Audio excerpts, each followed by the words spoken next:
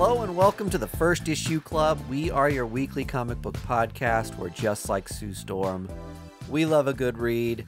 Sue Storm, better known as the Invisible Woman, the original leading lady of the superhero team. Mm-hmm. Who wouldn't want to be invisible every once in a while? I know I would. You know? And isn't this the thing, though? Where in some cities that are so crowded and you're constantly around people, feel invisible. You feel the most invisible in those places. That's like, I think why she's one of the more relatable characters.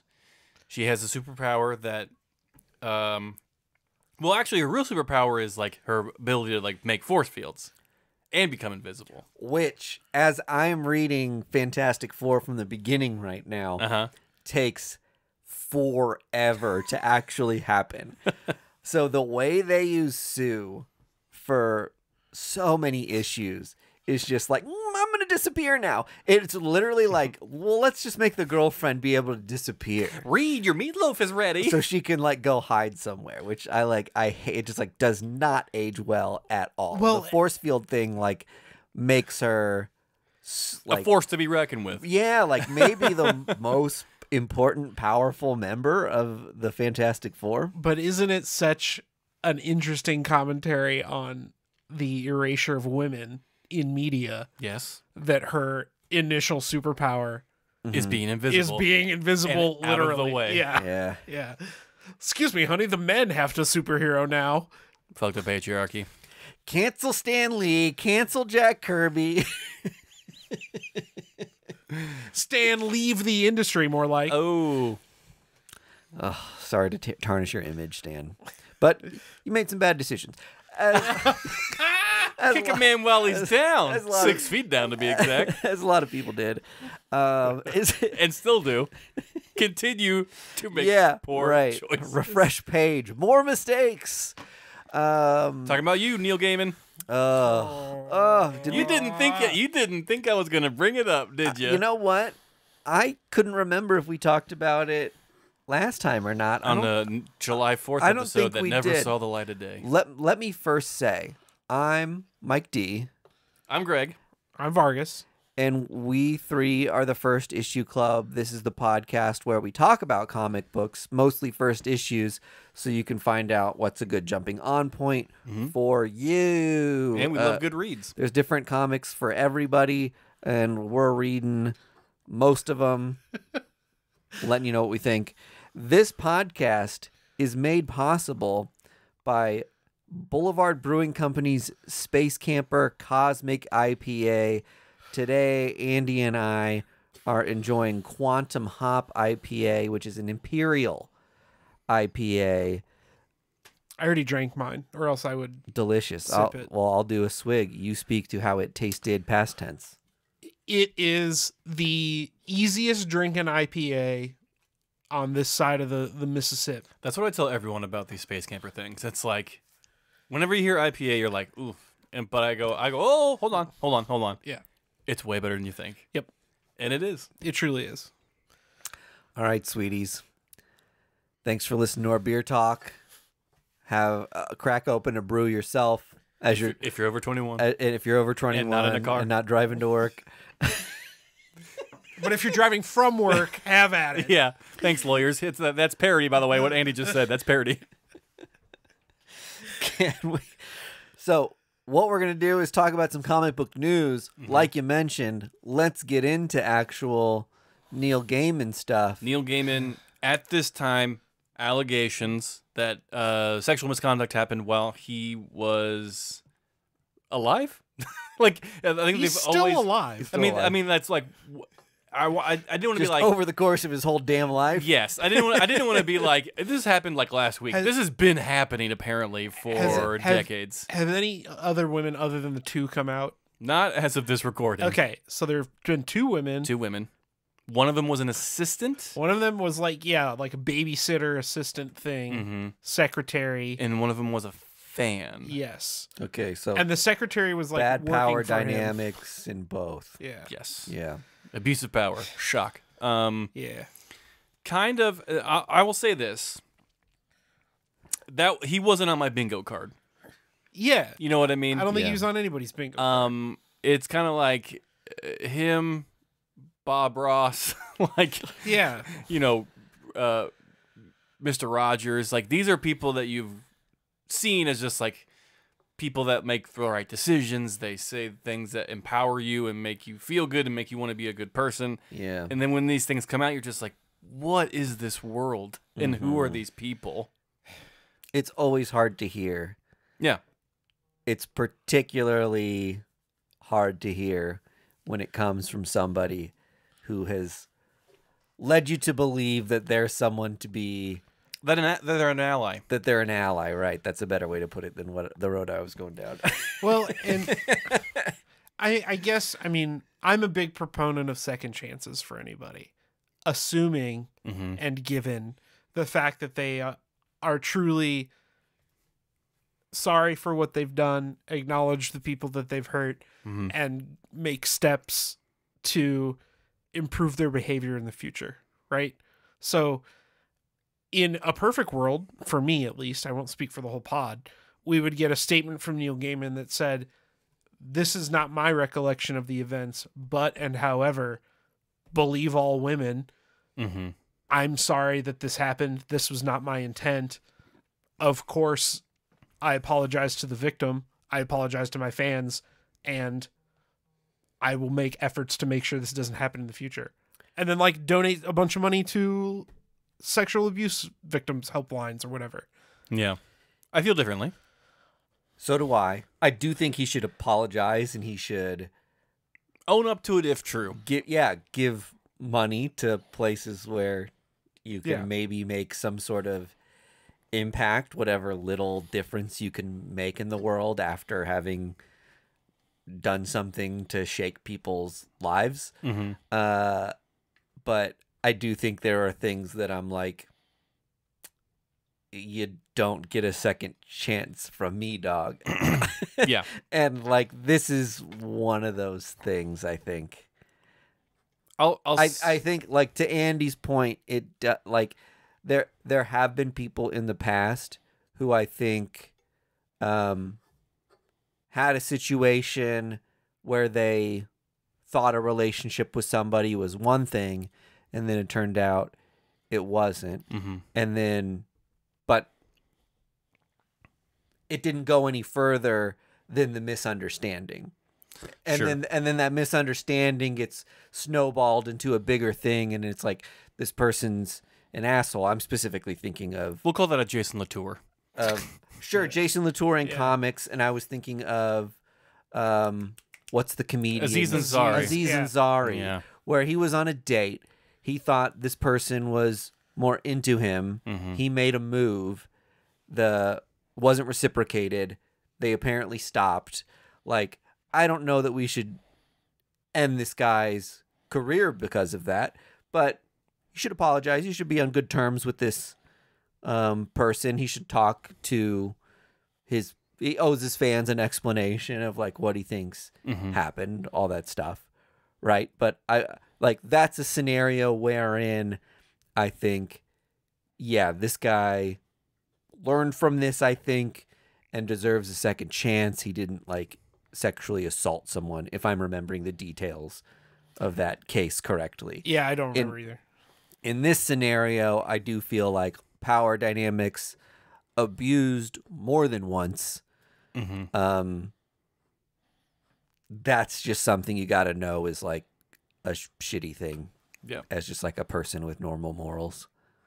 I will say the same thing I said when the Ed Piskor stuff happened. Now, obviously, this took a different avenue because Ed Piskor took his own life, and there was no, And all the girls were like over 21. and there was no situation where there could be reconciliation or rehabilitation, or anything like that. Yeah. Now, when I hear someone say that they believe in second chances, that is true. Everyone deserves to be heard and to. But when I hear second chances, what my theory is like, you get a chance to reconcile your misdeed, learn from it, and like go to rehab and reconcile the trauma, the trauma that you caused these two Yeah. individuals. Well, that's the thing. 2 individuals. So let's say like I perpetrate all these things on how many people have we not heard from? Mm-hmm. And then is that my second chance? Was my second chance in between the first person and the second person? Mm-hmm. Like, I think that whole thing is like, I don't know. Well, no, It's really wishy-washy. I'm not saying, when I say second chances, I don't mean like Neil Gaiman writes an apology and donates money, and then we forget about it. Yeah, No, we I let didn't him think make that Good at all. Omens 3. Yeah. But like, I don't know. Do I need to burn all my Neil Gaiman books? Like I want to burn all my Warren Ellis books? And this is where the discussion comes in, because it's like there needs to be a in between, because if we don't have the in between, we have people that get off scot-free for doing terrible things, Yeah. and then we have people killing themselves Yep. because they get fucking dog pounded Yeah. and like just obliterated, and both extremes don't help the victim and they don't rehab the victimizer. Yeah. Which is like you need to do both to make the situation better. Right. Sure. And so I think it's important to talk about it and to keep talking about it and to figure out it. This is going to sound shitty. At me if you need to. It's a case-by-case thing because not everything is the same. Well, and you hate that we're in the year that we're in, and we're still talking about like, well, art versus artist sort of stuff. You know what I mean? Like, this conversation has been going since, 2015, 2010? And it could have been going since the dawn of time. You know what I mean? Like, It's a conversation that should have happened, like, Should have always been happening. it should have always been happening, right? But it just became, like, enough of a centerpiece of conversation to have its own lexicon associated with it that we always go back to every time this happens again. Yeah. And it does show you how complex and nuanced some of these situations can be. Yeah. That we do continue to come back to this conversation. And I'm sorry if you're a listener and you're like, I've heard this conversation before, and Mike, Greg, and Andy, you always have the same take and I'm listening to it again. But every time it happens, we're going to talk about it. Yeah, at the same time, I think it's something that like it needs to be talked about, and the more we talk about it, the more, if it changes someone's day an inkling, or if it makes some bro who likes comics who happens to listen to our podcast realize like, oh, I should treat people with more respect. Yeah. Like, this conversation is worth having because it's something that, like, especially in comic books and with comic book people, like, I want this community. This community is something I feel very passionate about. Yeah. And I want this community to be, like, we're going to hold you accountable. Cool and accepting, awesome people where you can let your freak flag fly and you can be who you are and you can feel comfortable and safe in being that. That was an experience that I got to have, and I got to have it as a white male. And that's it's an experience that everyone that everyone deserves, and that I want my friends' daughters and all these other people that I'm like introducing comics to as I grow older to like have that same experience. And they can't have it without our generation having this conversation with younger generations and learning from the mistakes that refuse to be learned. Right. So, yeah, I don't like talking about it, and I will stop talking about it when it stops fucking happening. Yeah, right. Until then, get fucked and turn it off if you don't like it. In other news that gets us riled up, fucking Boom Studios sold their shit to Penguin Random House. And I'm okay with it. Yeah, but the other distribution news. Distillery went to Diamond. What the fuck? I do think it's okay to move on quick. At first, I was going to say, well, let's chew on the Penguin Random House thing for a little bit. But also, what else is there to say about that? It is, Penguin Random House is whatever. It's as our buddy NJD said, it makes it for quicker turnaround for comic books to get into people's hands in a wider market. Yeah. And that always spells good news for us. Yeah, right. But name a comic book fan or a comic shop owner who's like, you know who I love? Diamond. And name a publisher recently who has said that they're going to break the mold and do something different. And who do you think they're going to go with as far as publishing rights? Not Diamond, who is the oldest distributor and like a dinosaur and a fossil in this industry. This was a point that Doug, who's our buddy who owns a comic shop, brought up on our Discord. Join the Discord if you want more comic book friends. Hashtag Discord. Sure. But yeah, I think it's a really funny point to make that their whole thing was shaking up the industry. And I do think they've done... But we're going to go with the old standard. One of the things I pointed out on the Discord was that Bad Idea was also one of those companies who were like, we're going to be weird and do something different and break the mold of the industry. Mm-hmm. And the way that they did it didn't necessarily make sense. Yeah, because they were like, nobody can buy our comics. Yeah. You had to pay with rocks. And I think Distillery is already much more successful at what they're trying to do than Bad Idea ever was. So kudos to them. It's a weird move, I think, for them to be like, we're moving to Diamond, and then post it on social media like, guess what, y'all? We're a Diamond fam. Hashtag Diamond. Like, I just like don't care that you're on Diamond. But Distillery has done a couple other things that really haven't landed that we don't talk about that much as comic book fans because we're like buying their comics in comic shops and are generally satisfied with the content of the book. Yeah. And that's the most important thing, right? Are you making good comic books that I can get my hands on? And that's the most crucial part. I'll say the things that I think aren't necessarily working for them. There's the weird digital marketplace that they have. Yes. That I've never quite been able to wrap my head around.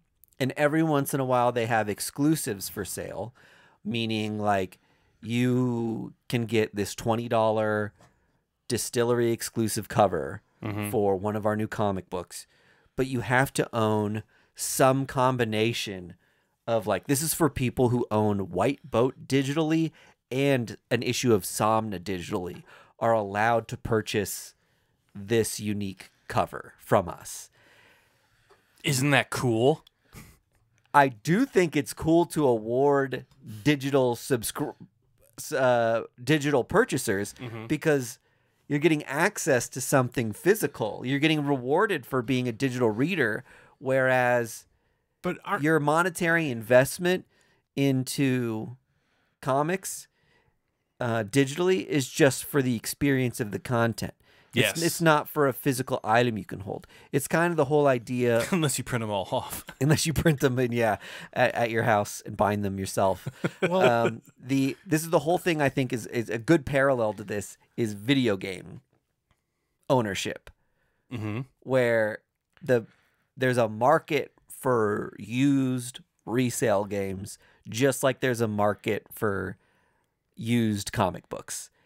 And if you're buying tons and tons and tons of this stuff, it just makes sense to have the physical media, unless you're really dipping in and out sparsely.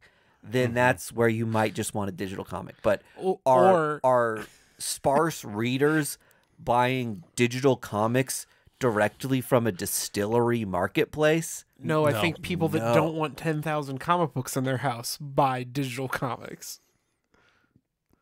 Yeah. Right? Like right. People who want to read comics but don't want the bulk. And we call them smooth brains. And aren't all their books like NFTs somehow? Like, I know you can only access them through their marketplace. They're unique to you. That's what I mean. You But can buy a digital, like whatever don't- digital cover you want, and then can't you like trade it in their marketplace? You can, but I don't think the way it works is like a non-fungible token. I don't think there's any money. I don't think it's like attached connected to to it. the blockchain or anything. No, I don't think it is. But like they're unique digital items somehow because they have different covers. You probably And you- have to log on online Yeah, to access it. Yeah. yeah. You can only do that through their reader, Yes. so you can't print it. It's like Neopets or something, you know? Yeah, it's like my Neopets. Your Neopet is only valuable in Neopet Island, Again, nowhere else. This conversation and the confusion surrounding it is more evidence to the fact that Distillery didn't quite stick the landing with that whole thing.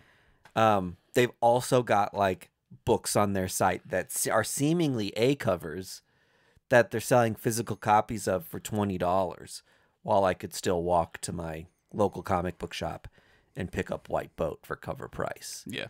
Like, why would I buy it on your website for $20? It doesn't make sense. And it makes me think that it's like a limited exclusive thing But it ain't. when it is not. And that feels disingenuous and gross to me. So there's, a handful of weird things going on at Distillery that they haven't quite figured out yet. But generally, they're doing it. If you're talking about like The content's there. who is successfully shaken up the comic book industry, for how many people claim to have been doing that, like Distillery's been maybe the best at it. Yeah. Ghost Machine. I don't know, man. Who? Redcoat. You mean the shaking Rook? It up.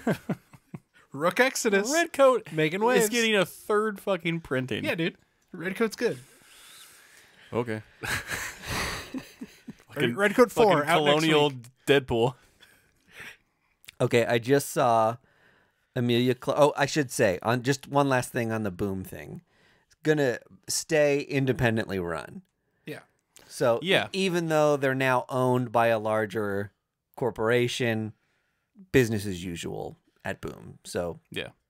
feel good about that. So all you Boom employees who are listening, don't worry. There's not going to be any layoffs. Wink. But no, Disney Hyperion is Disney owned. They have their own distribution company, don't they? Mm-hmm. Yeah. There was something weird where like Marvel owned some like minor stake in Boom. Yeah. And Yeah. had to sell it to make this deal happen or something weird. Okay. Amelia Clarke is going to play Mallory in Ed Brubaker's Criminal. I did see that. Did you see that? Yeah. Uh-huh. I'm okay with this. Any more excited or less excited or equally excited I about mean, seeing an adaptation of I Criminal? need to know director. I need to know. Yeah, we don't have any Showrunner? details about Yeah, I it. was going to say it's a show, right? Yeah, I need to know who's behind the scenes. Amelia Clarke, great start. Yeah. Wonderful. Can't wait to see what dragon she's riding in Criminal. These are the sort of things, though, that you're just like, okay, people of quality are being attached to it. You cannot fuck up Criminal. You just can't. Yeah. Ed Brubaker wrote it perfectly. Just follow the book. Make your own version of Glass Onion, whoever's doing this, like in the criminal world. Jesus Christ. Okay, did you guys see that the U.S. Mint is making DC coins and fans can vote for characters they want to see Oh, we've been down this on road. those coins? We've been Have down we? DC and voting. That's how Robin died. Can I vote Oh, yeah. Can I vote for any DC character? No. Damn it. Oh, Detective Chimp. My detective coins. chimp coin. So here's what's happening. I think they're doing 9 coins. 9 Okay. coins. And the first 3 are coming out next year, and they're Superman, Wonder Woman, Batman. The Trinity. I'm you got shocked. To. You got to. Beyond that, the 2026 and 2027 coins are up in the air Okay. Where can we buy these? from the U.S. Mint. And this is a thing that, like, Remember the state quarters?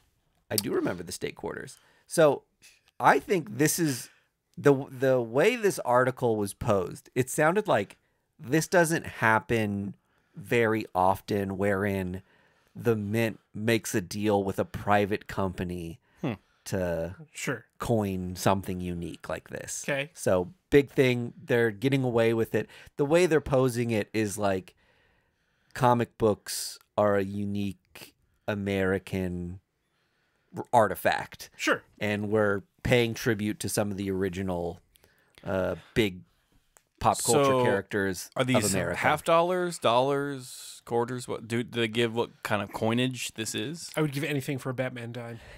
I want a wooden nickel of Wonder Woman. I don't know what sort of monetary value is going to be like technically attached to these. I Okay. think because it is a U.S. mint thing, it might technically be like actual tender, but it may not be like Spendable tender. legally. They're not like, distributed. You don't. Yeah, You like can't go pay for a movie with your Yeah. Batman coins. Spencer's Gifts doesn't legally have to accept your Superman coin, But they will.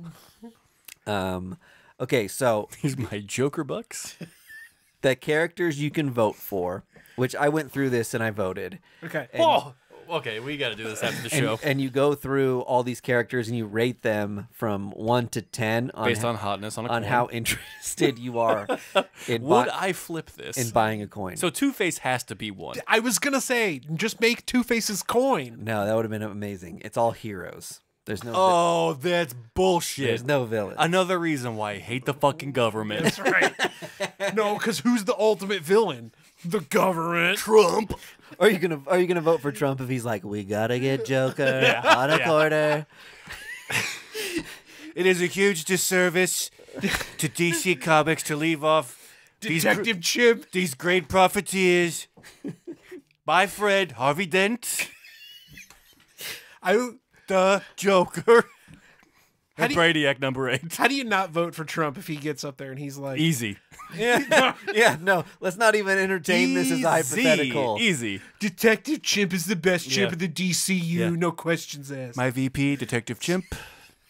All right, who are the characters, Mike D? Supergirl, Sure. Green Arrow, Uh-huh. Okay. Black Canary. Okay. I put that one high. I thought that was Wild. cool. Yeah. That's a little more obscure for a coin from, Now I can make made by the my government. Black Canary and Green Arrow coins kiss. Perfect. Shazam, Uh-huh. Blue Beetle, Fuck yes. Oh. Oh, give me a booster. Give me a booster gold. Cyborg, Okay. Okay. Robin, Oh, yes. Which one? OG Robin, Oh, fine. Green Lantern, Uh-huh. Which one? Sorry. Okay. Kilowog, are you shocked? Ooh. Aquaman, Okay. Flash, Okay. Hawkman, Oh. and Batgirl. No Harley Quinn. No villains. Antihero. Yeah. By the way, our American dollars are filled with villains. Zing, got you, government. You did it. Bravo. Good on you. Okay. I hate that list. Dude, Blue Beetle. Blue Beetle. I think Blue Beetle, Black Canary, Batgirl, and Hawkman are all interesting to have on the list. Maybe even Cyborg And Green Arrow. is kind of like interesting. Honestly, that whole list is kind of, Odd. I mean, other than the JLA members, right? Like, Like I no think- Martian Manhunter, yeah, true. Well, he's not an American, so no Plastic Man. Get the fuck out of here. Neither is Shazam. he's an illegal alien. So Superman. I think my I would expect the number one vote getter from this list is gonna be the Flash. That seems or like Lantern. the most iconic character that isn't in the Trinity. Yeah, Is it Hal Jordan? it's got to be. Green Lantern? I would think Gotta so. be. Got to be Barry Allen Flash. Yeah. Crypto. Dude, You know what I mean? Like, Superman's on the quarter, Crypto's on the dime. this is, okay, interesting. Exciting. Let's say these are $20 a pop. Oh, I'm getting none. You would get none. No. You don't even care. I'd pay $20 for the set, maybe. Yeah. Okay. $5 is reaching. Yeah. The state quarters were still 25 cents. Yeah. I don't know how much they will be. I would guess at a minimum $5, probably more likely $20 to get your hands on. Oh, well then, man, I'm not gonna get any of these. Are do they have pictures of them? No, we don't know what they're going to look So like there's yet. no like Yeah. Pre-am or anything. I bet they're one of those collector things. like commemorative, Yeah, or like they're painted painted, on. Ugh. yeah. You see on like Fox News. certificate of authenticity. Silver never loses its value. Yeah. Peepaw. Especially when it's got Batman on Yeah. it. What's better than silver? Batman silver. Hi, I'm an old man selling you money. Wilford Burnley. I'm Burt Bacharach selling Wonder Woman gold. All right, Whoopi Goldberg. Is on the coin? No. What superhero is she? The Flash. It's true. Because the career went like that. Wrote a graphic novel called The Change, and it's about a superhero that manifests superpowers while going through menopause. Oh. She apparently wrote this like 20 years ago. No kidding. And it just like never made it to publication. I don't know if like publishers weren't interested at the time or if she just never took it the next step, but it had been sitting around for a long time and she finally made it happen. And I Okay. just thought that was cool. You just don't like Amelia Clark did write that really cool Mom. Yeah. comic Mom, which was like an acronym for Mother of Madness, which was kind of like getting your period and the things it did. Yes. Like that's Your period gave you superpowers. That's your superpower. Yeah. Well, and Chelsea Kane did Manhunters, Yes. where the kids turned into cats Mm-hmm. when they got their periods. It's on Image. Yeah. So in the vein of those things, it's cool to see senior woman writing comic books and doing something. Yeah. in- And making an event in their life yeah. that is supposed to signify maybe something not as joyful as it is supposed to be, but Yeah. like empowering that menopause moment of just like, I have much more abilities now in my menopause phase of life. I listened to a podcast not that long ago. I can't remember. I wish I could remember what show it was. Joe Rogan? But oh, yeah, it was definitely Joe You're a big Rogan. Rogan First head. issue club. And they had a really thoughtful episode on menopause. Big rogue head.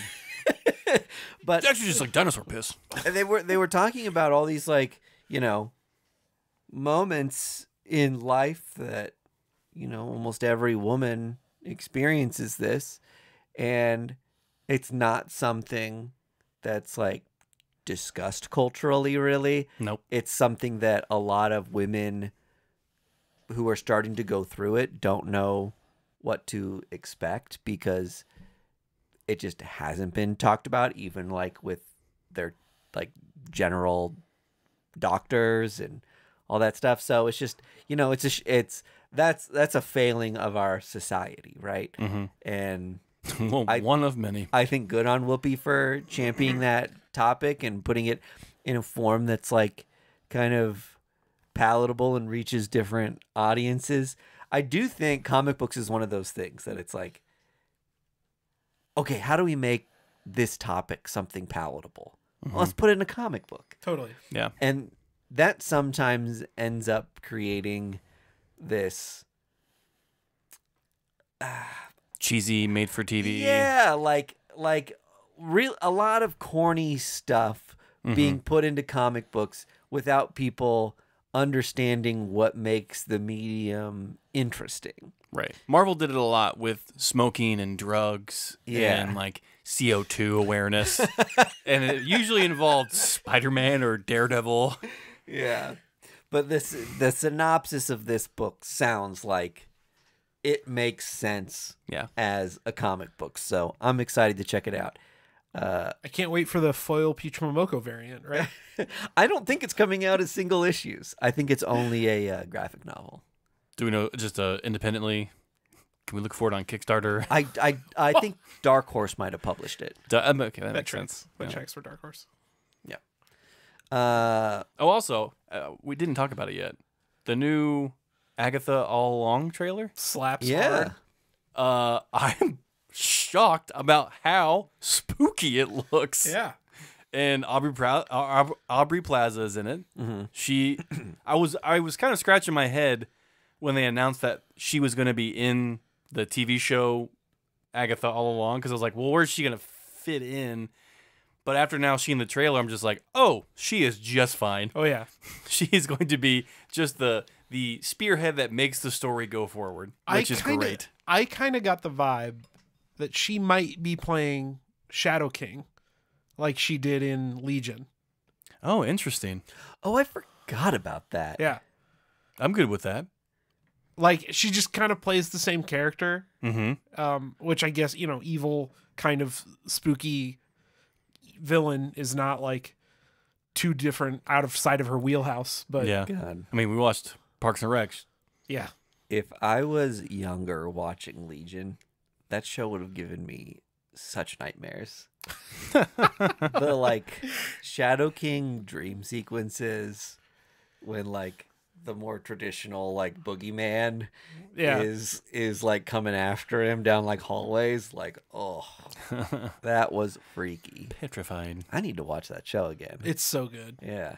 Well, it does come out after the Deadpool Wolverine, Yeah, that's what I'm saying, man. so there may be some kind of collapsing Yeah, of the universes Universal. into one. Yep. I'm saying. Because I saw something online that kind of like was interesting.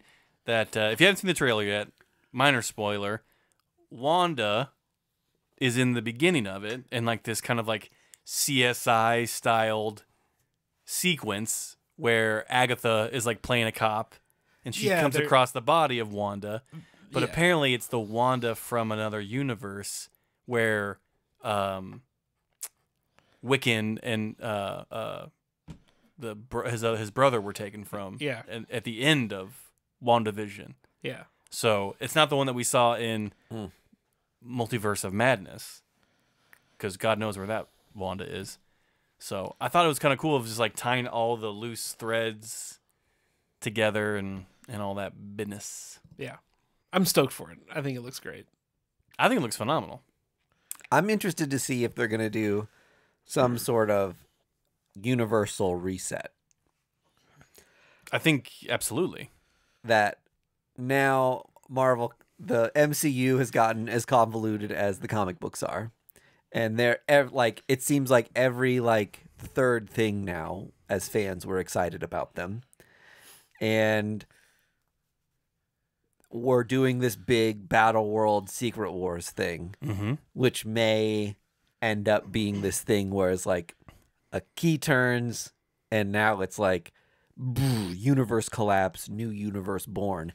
It's really interesting to me to do this like Hollywood thing where we're constantly recasting and reinventing characters and franchises, but doing it in continuity of a storyline is super, super interesting to me. That they can give you a reason for the reboot instead of constantly just being like, well, that didn't work. Yeah. Try it again. Well, that didn't work. Try it again. It's like a planned reboot that seems like it's been what, like 20 years in the making.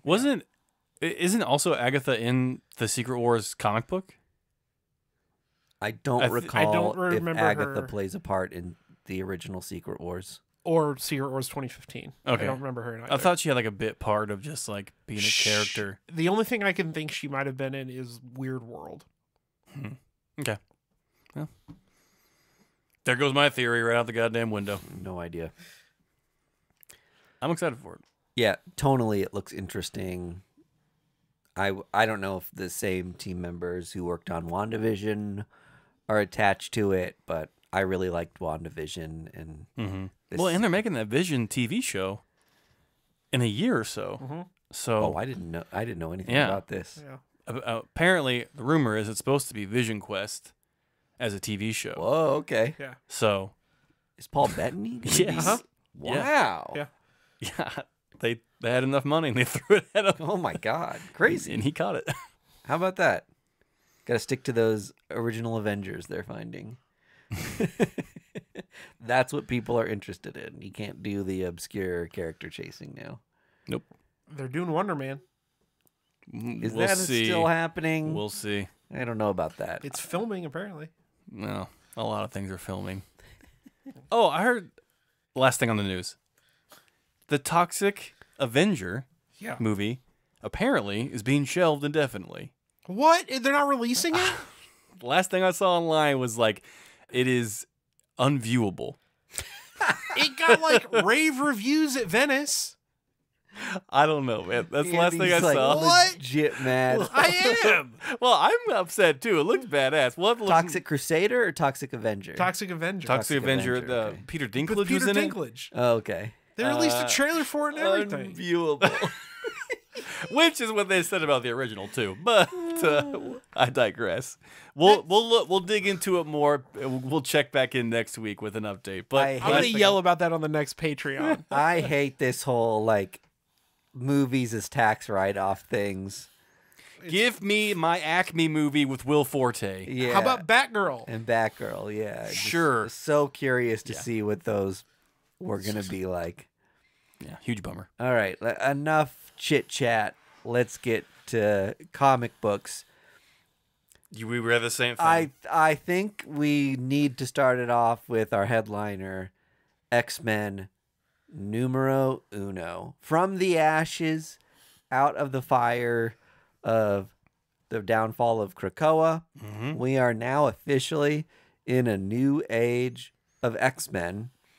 There was a lot of baggage in the Krakoa comics. Yep. The stories all crisscrossed and were important to follow individual stories to like get the overarching thread of the comic. So I bought fucking tons, and you really had to stay in tune with what was going on. My immediate read on this book was that this is a shift from that in particular. That Thank you. We are on the same page. that we in this issue had Wolverine basically be like, he gets saved in the first issue. That's like kind of like one of the core Yeah. like He was psychically signaling them to come pick storylines him to up. come pick him up. He gets picked up from this like obscure sect of Orcus that was like an interesting thing that maybe we won't get into the rigmarole. rigmarole of it all. Fourth school, I think they called themselves. Yes. But once he gets saved, you assume he's like picking up as part of the storyline, and he's just like, fuck y'all, I'm going out into the Yeah. wilderness and just like, I've had enough of society. Maybe I should have never left the forest. This isn't a phase, Mom. This is who I am. Yeah. This is me now. And I was kind of like, okay, so Wolverine has got to have a comic. We know some stuff's coming out. Greg Capullo. And the way they're setting it up, it seems like it'll be very standalone, telling its own story, that you will not have to be so ingrained in all of the other X-Men stories to follow. Yeah. Which I think it will probably be really refreshing for some people to hear as Wolverine fans or fans of like the X-Men school era stories, that you're going to get something with like Kitty and Emma that's a little more in that vein, whereas this story that we seem to be centering around with Cyclops and this new team members is a little more like traditional, like, hey, let's save some mutants Yep. and kick some ass. Like Stegman's art was great. Ryan Stegman did Big- the Lord's Yeah, work. big, crazy, fun fight sequences that were just like really fun to look at. Like so many pages of this book were like action scenes that were like a Where's Waldo of details. Just like so much crazy stuff going on in them. I've ranted for a bit on kind of like the big picture where I see it going. Let's maybe narrow our focus and talk a little bit more about like this issue in particular. Sure. And what we learned and what we thought about it. What do you think about the team that we've got as our new core X-Men group? It is maybe one of the more unconventional starter X-Men teams than we've had in a long time. And we just exited the Jonathan Hickman era, so that says a lot about where we are in the X-Men timeline as Yeah. far as people involved. I will say tonally and structurally, this is night and day compared to Jonathan Hickman's House and Powers of X when we first started 5 or 6 years ago. This is what a lot of people, I think, were expecting, and maybe like a palate cleanser. This is the gargle after a deep tissue brush of your teeth. Yeah. We're getting all of the dead tissue and all of the gingivitis out. We're about to spit it into the sink and have a fresh, clean mouth. And that we just want to like sit back, eat some popcorn, and enjoy for a little bit without having to think too hard. And that's if that's what this is, then that's great. Are you disappointed by that at all, or are you kind of excited? I'm honestly shocked. I'm not scared or worried, but I am shocked because the last introduction or big intro to X-Men we had was the Jonathan Hickman House and Powers storyline. Yeah. Correct? That first issue was a fucking masterclass on how to demonstrate story and broad strokes of where your story's going to go within 32 pages. Yeah. This seemed very micro-sectionalized storytelling. Yeah. Which is not bad because after the end of the Fall of Krakoa, everything's so segmented and broken up anyway. Yeah. It would make no sense for it to be a cohesive, altogether story. So I enjoy that they're in Alaska. I enjoy that they took over a factory that used to be the sole purpose was to build Sentinels to take down X-Men. I loved that imagery. I like that Beast is there and bitter about the Krakoan age and his role in it.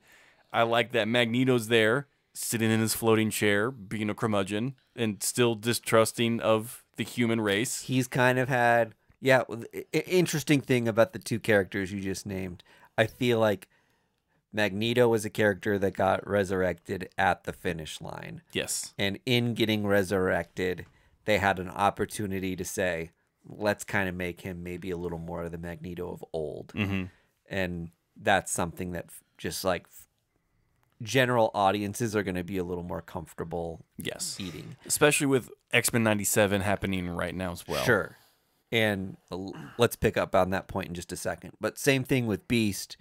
There was a storyline in X-Force where the Krakoan era Beast was killed and replaced with a more like a clone of Beast who only had his memories up to like a certain point. Right. And he references that. Never had the Krakoan era to like make him sort of like the twisted, demented beast that came out the other side of that.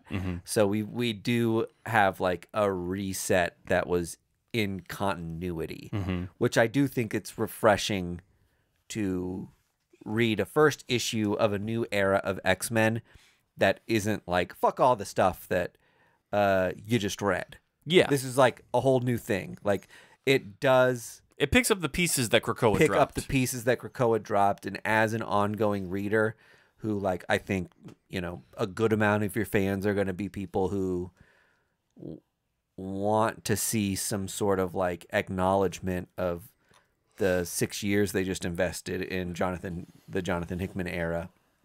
There's just a little bit of that there. Yeah. Okay, to your point about X-Men 97.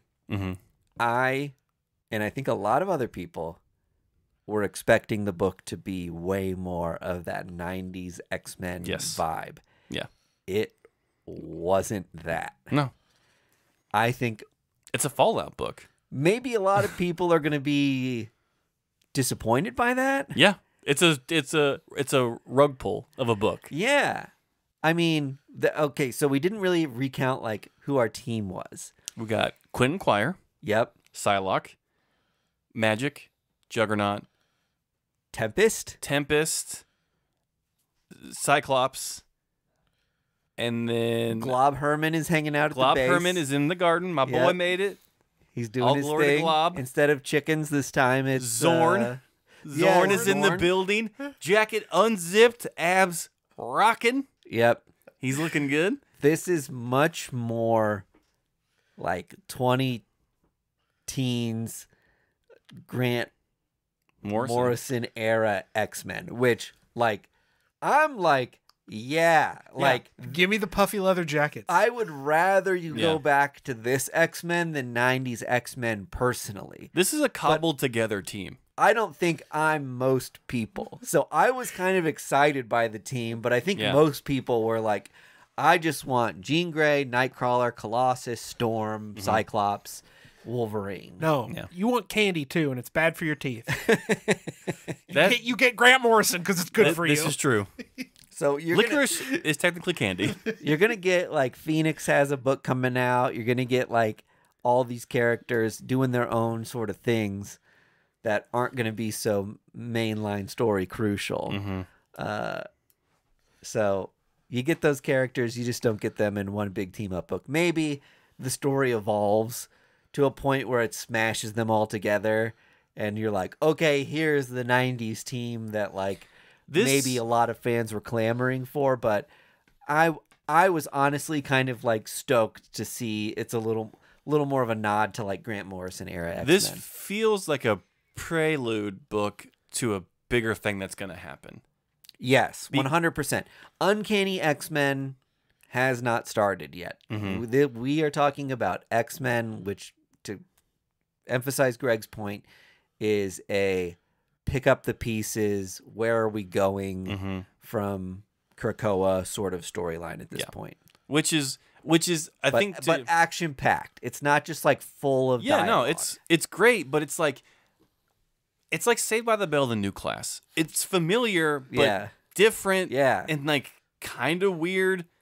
There's some familiar faces and some new ones that are kind of hot, and there's the weird guy that you don't really like anymore, and the principal's still there for some reason.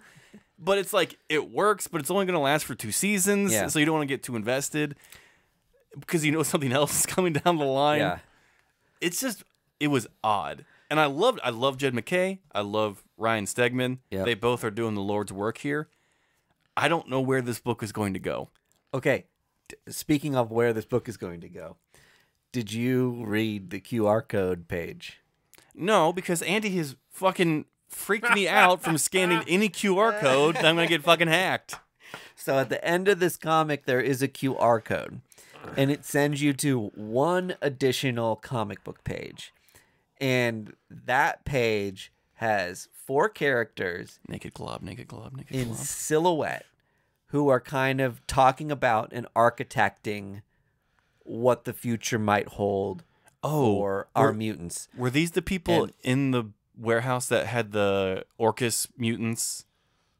It is likely these characters. Okay. Or they are puppeteering these Orcus characters. Okay. You can't totally tell who they are. I get the vibe that one of them is Professor X.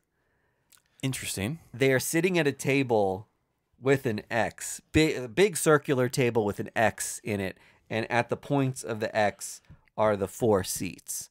Interesting. And so it's kind of seems like an Illuminati secret society kind of trying to shape where mutantdom in the world goes. The Orcus 4th housing, or whatever they're calling themselves, they have X's on their suits. Yes. And that's referenced in the book. Yep. I think Choir is just like, why are these people have X's on them? They hate us. Why are they wearing our symbol? And it's because this is a sect of Orcus who is like accepted that mutantdom is like a natural evolution of things, and they want to evolve. They're morphing together biological, mutant, and AI, which is their input to technology. Hybrids. Yeah. So that's totally Grant Morrison. A lot of Grant Morrison vibes in this comic, so much so. Because he did the what were they called? Not the Angel Slayers or whatever. Like the guys who like were human but mutant. Yeah. Yep. There you go, baby. But Jed McKay's writing it. Jed McKay is writing it. So give this guy a vacation, Marvel. So the secret You're people gonna burn him out. The secret people will be Moon Knight. Yeah. And Moon Knight. It's and Moon Knight and Moon Knight. Moon Knight mutants. It was cool. I liked the allusion to New Mutants that we may be experiencing, or like new iterations of mutants that have been cloaked in their Orcus suits, so we don't know who they are. One looks like a speedster. One looks like someone who can like do force field stuff, and like so we have a lot of different kinds of mutant powers, and they reference that the mutant gene manifests itself around puberty, but these were full-grown adults who had manifested their mutant powers. Yep. I heard that Whoopi was writing that comic book, right? Yep. Menopausal mutants from Whoopi Goldberg. It's a great concept. I mean, I'm not lying. Yep. So, what did you? What was your initial take? I was about 7 out of 10 on this book. Yeah, I'll say I'll say 8 out of 10. Okay. I was so excited to see that it was like Grant Morrison-y X-Men and just like Quentin and Glob and To see Zorn and Glob Zorn, again, I was like, holy shit, like, this rules. That I was like excited for. I loved Magic and Juggernaut had like They're like friends. a lot of like pissy little like arguments, but then we're kind of like they were like the little kids at the party, and their dynamic was really fun. And they're just like toting around on the Marauders' big battleship thing, which ruled. So I had fun with it. It's tough after House and Powers because that kind of new era, new age was like not just X-Men fans are talking about it. Yeah. It was like all of comics were like hanging on the edge of your seat like every single week for another House of or Powers of to come out. And it was so different. And I get that this is kind of like this is a simplified simplified thing, but it's so I was initially kind of disappointed in that idea, but seeing that it wasn't simplified to 90s animated X-Men or like the Jim Lee X-Men team, I was really excited to see that we were getting like not just your like basic toast and butter X-Men. If anything, this book should have been called X-Men Disassembled, because it was very much of just like Cyclops had to get a team together. He's like, who the fuck is around right now? Let's get them into one spot and like just try to like regroup. Yeah. And that's what's happening right now. Psylocke looked awesome. Everyone Juggernaut looked awesome. A lot of these like character and outfit designs are very cool. They found really creative ways to work like the X onto a lot of the outfits. Scott looked younger. Again, a Grant Morrison era, like super padded, super puffy sort of way. Scott does look really young, and he's kind of got like an energy and exuberance that's not very Scott Summers that I was like, that made him a little more of a likable character to me. Yes.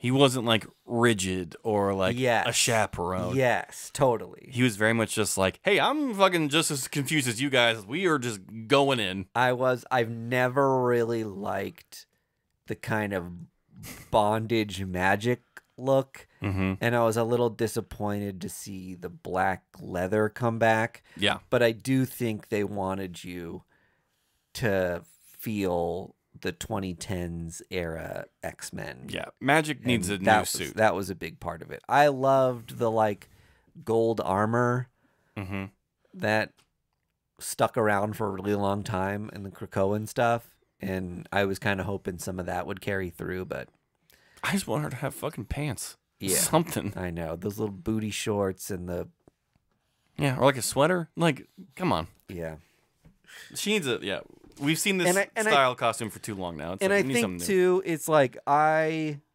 fell in love with that character over the course of 100 issues of New Mutants, where she's a teenager. Yeah. And I've always kind of viewed her and Danny and Kitty and Wolfsbane as younger kids and teens. And when those characters are sexualized, it like never quite sits right with me because you feel like Neil Gaiman. Yeah, I feel like a real Neil Gaiman when. So yeah, I don't know. we got to move on. We talked way too. yeah. I mean, Okay. X-Men is a book I think that deserves some conversation when a new X-Men book comes out. That Yeah, I'll do these really quick then. I read Archie Comics Judgment Day by Aubrey Sitterson and Megan Hitchinson. okay. It is a book that is like a satanic reimagining of Archie, and like there's leviathans running around eating Riverdale kids and morphing them into weird creatures. It's Yes. it's too segmented to have a nice easy flow. Oh. I like the idea and I like what the thought process is in this book, but it's too rigid and like clunky to really get a nice flow and like a nice creepy era about it. Okay. Is this the Trula book? Trula Twist? I don't think so. Okay. I know she's got. Do you know who that character is? She was like a No, late. that was the sci-fi book they released a while back. Okay, she was like Jughead's foil. Yeah. It like No, like no, 30 years ago or something, and they're bringing her back. Yeah. No. Okay. I read Barfly by Kyle Starks. Yes. With Ryan Brown, and then story plotting by Patton Oswalt and Jordan Blum. Fucking great. The Minor Threat stuff is fantastic. Minor Threats is a story that's been happening in Dark Horse, much like Black Hammer and Hellboy. And you're probably thinking, Greg, do I need to read Minor Threats to read this book? Calm down. I would not suggest a book on this show that you would need a lot of excess reading to understand. Yeah. So calm down. Do you need to read it? Yes, because it's fun. The minor threat stuff is a good read. Yeah. Should you read Minor Threat? Should you read it? Yeah. Absolutely. Yeah. Barfly is about the character Shit Eater, who is like a little fly, who is essentially a minion of another supervillain who's been imprisoned. Yeah. And like his life in the aftermath. So he works at like a burger place and goes to like just a shit bar every night and drinks. It had a very heavy Clerks vibe, which I really dug.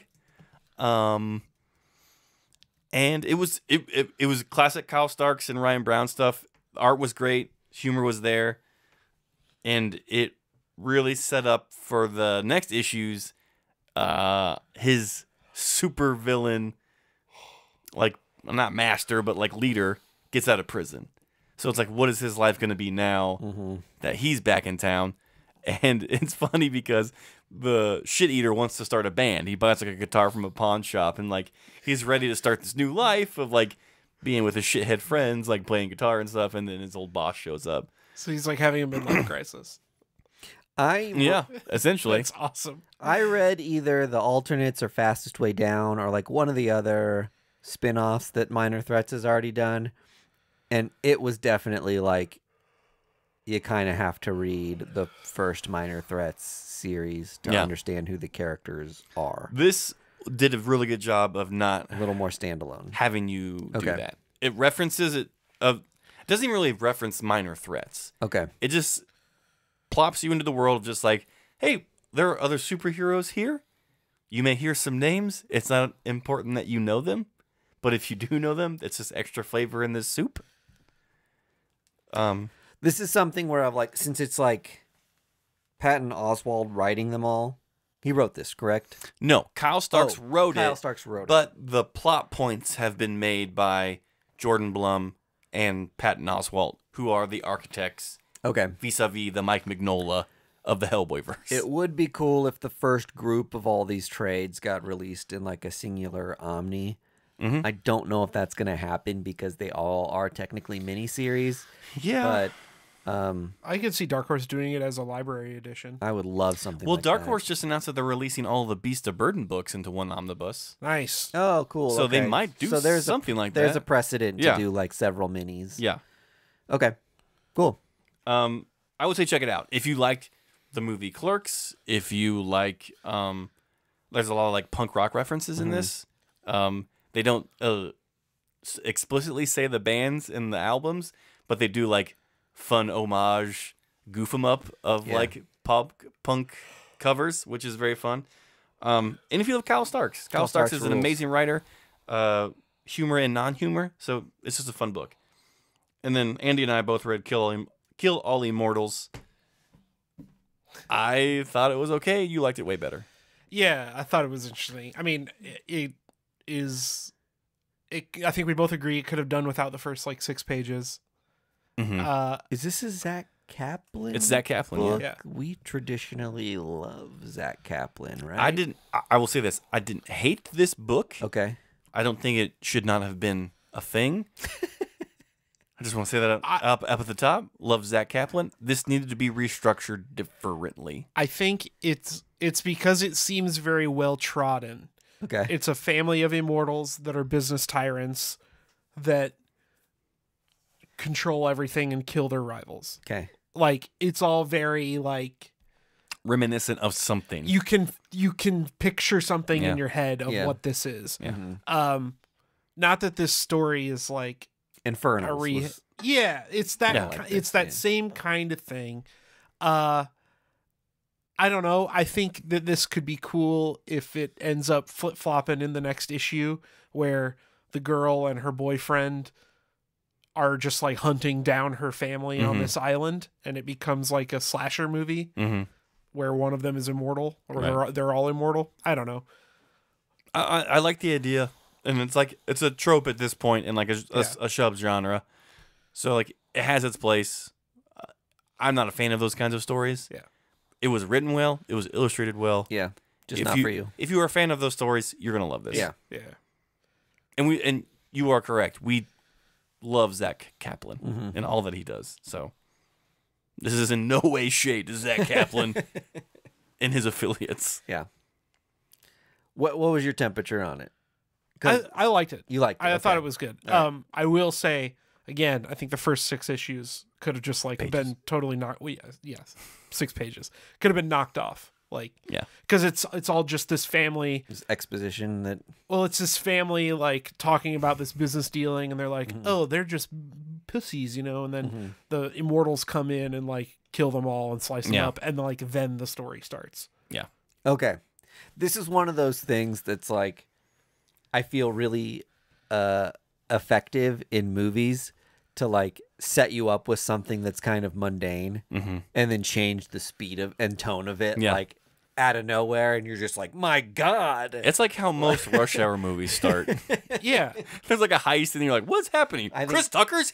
Well, like Drive does a really good job of that because that movie's really slow, and then you get Oh, that, right, that yeah. hotel scene is like just like, oh my God, what happened to this movie? well, like name every Netflix original action movie.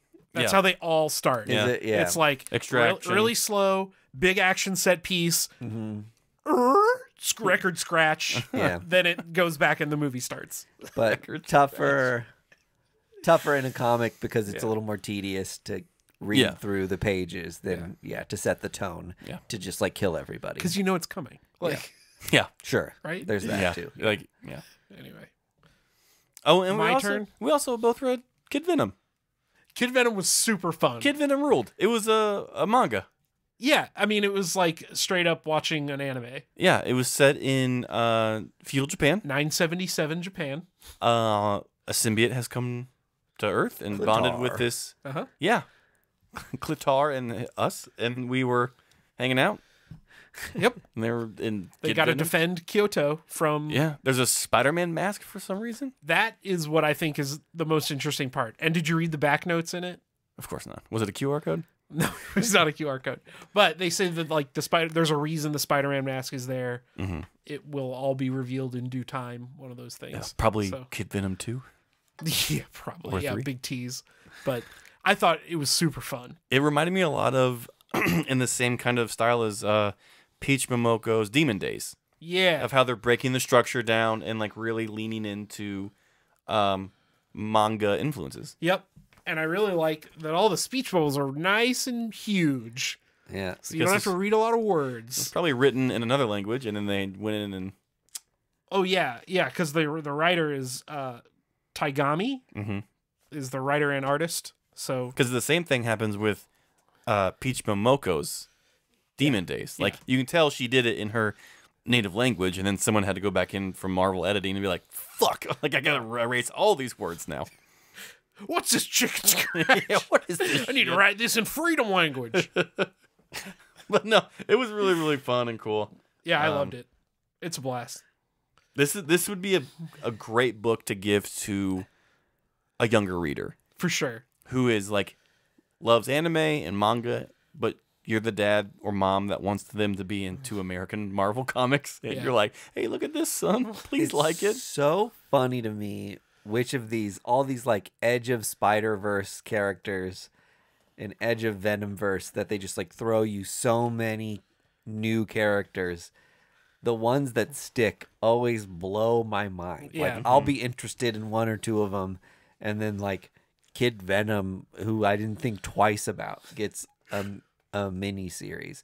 And I do think it's like American culture's like fascination with Japanese culture and anime, and this being like an American character you're familiar with. It's kind of like a gateway into manga, and that's really resonates with people. My only thing, what would have made this better, make it black and white Make it manga sized. Yeah. and make it newsprint. Yeah. And making you read it backwards. Yes, like lean into it if you're going to do it. I also got the Lethal Protector homage variant Yeah, because very cool. I thought it was very funny. Yeah. That is cool. Dope. Oh fuck, we read another book. What'd you read? Domain. We both read Domain. Domain. So we'll do that next. So Domain is kind of a bit. It's a meta book. It's a meta book. It is the book that's being written, Greg reminded me, inside of Public Domain, the Chip Zdarsky written comic that was like the book of the year last year. Yeah. Fucking ruled. Mm-hmm. And Still rules. This is ostensibly the book that they are writing Yes. in that book. Yeah, if I remember right, they're trying to modernize His dad's character. His dad's character, and so they wrote this new comic, and this is that comic. Correct. And it's a lot of fun. It's a very fun, like, It's Power Rangers. yeah. And it's like, I think Chip had a lot of fun with it because he was like, I can really play around with this and like mimic what a remake comic book would be. Yes. Mm-hmm. And like, he's like, it's You can really lean into tropes. Yes. Yeah. And like it's like him really just like adding more depth to his already astonishing public domain book. Mm-hmm.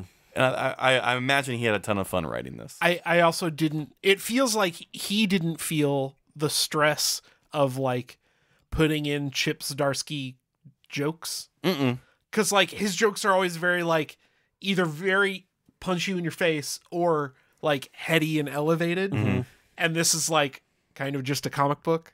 It's a very standard, Yeah. fair comic book, Yeah. which is funny. It's that's, awesome, yeah. That's what made it so funny to me.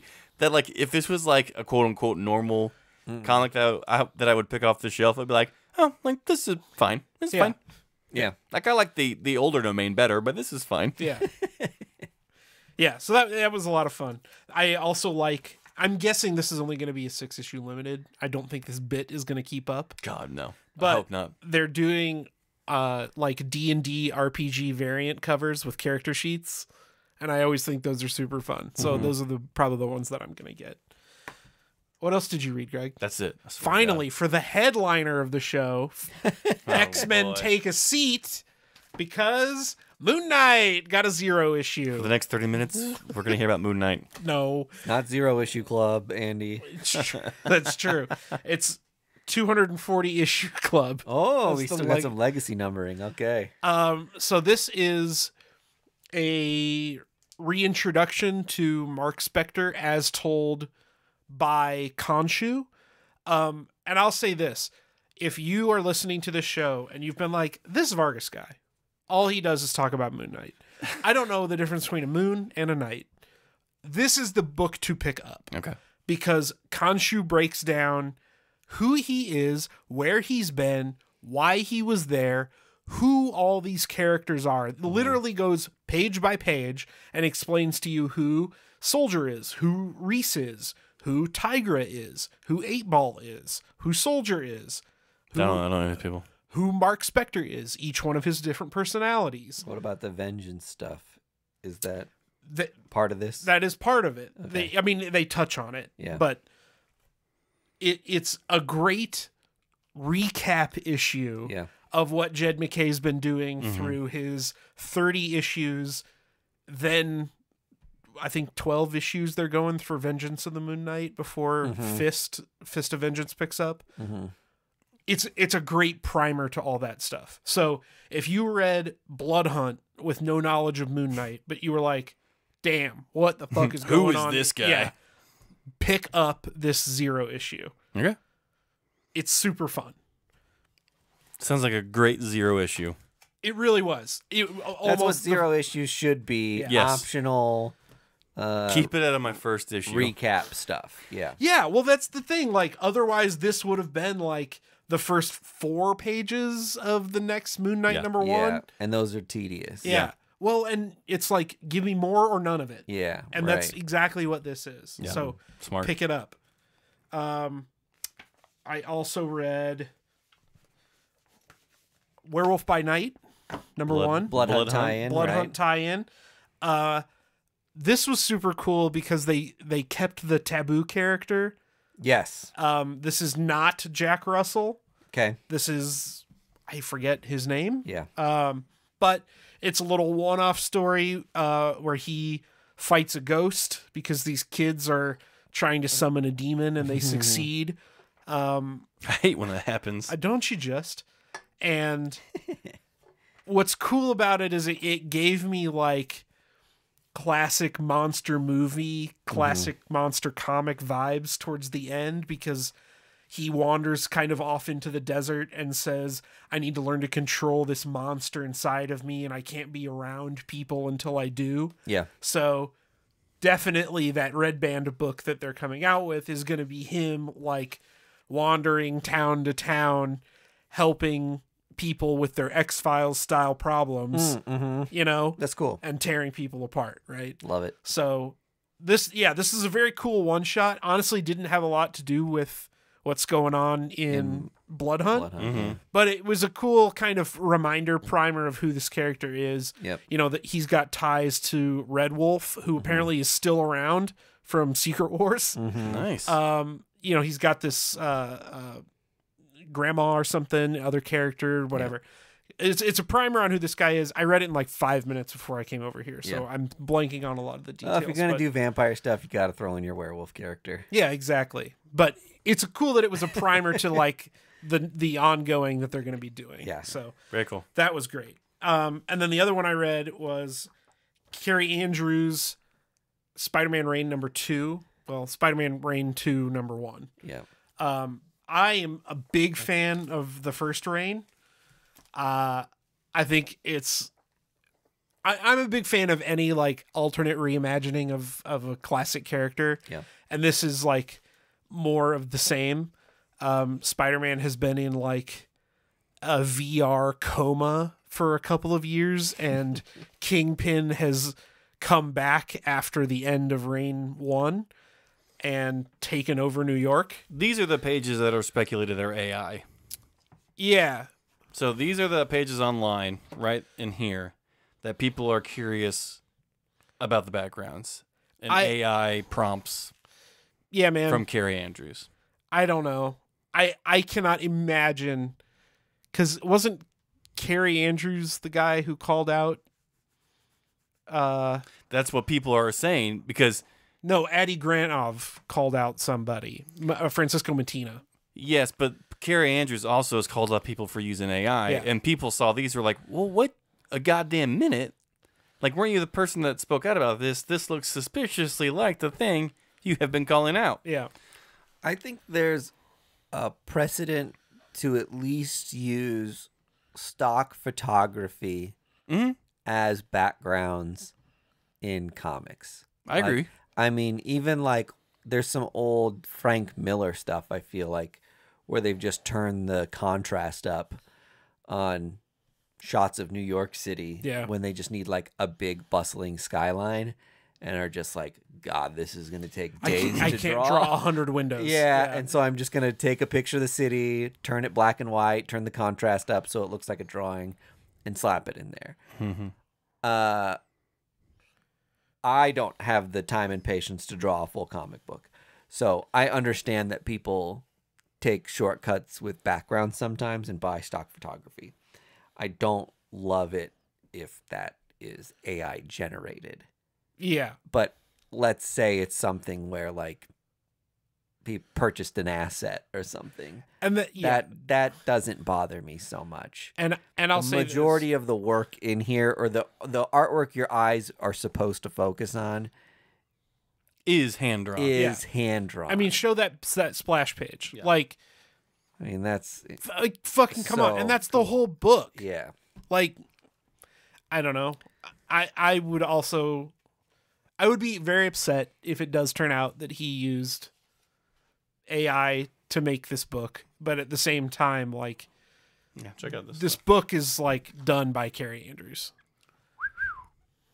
Yeah.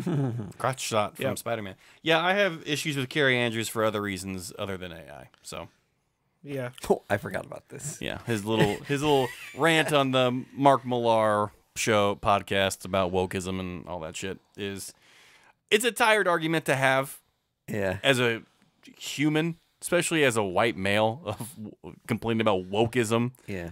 And the points he was making were absolute garbage. So I don't know. Yeah. Well, I can't like anybody ever again.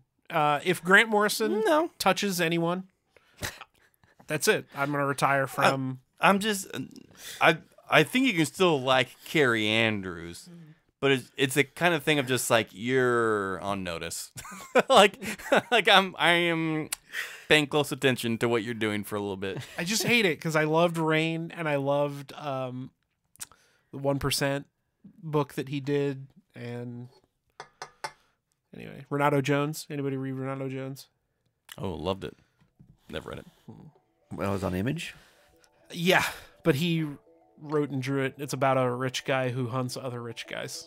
Like, he's an assassin for billionaires. It was awesome. The 1% taking care of the 1%. Yeah, dude. It was sick. As they typically do. It was sick. And with that, Mike, I think that's an episode. See you later. Ah! Disaster at the finish line. Bye. First Issue Club podcast is brought to you by Boulevard Brewing Company, the people responsible for our favorite drinks, the Space Camper Cosmic IPA family of beers. Our show is edited and produced by our hosts Mike DeStacy, Greg Lichtag, and Andy Vargas. You can find us on social media at First Issue Club, and you can join the supporters who keep our humble podcast going on our Patreon at patreon.com/firstissueclub.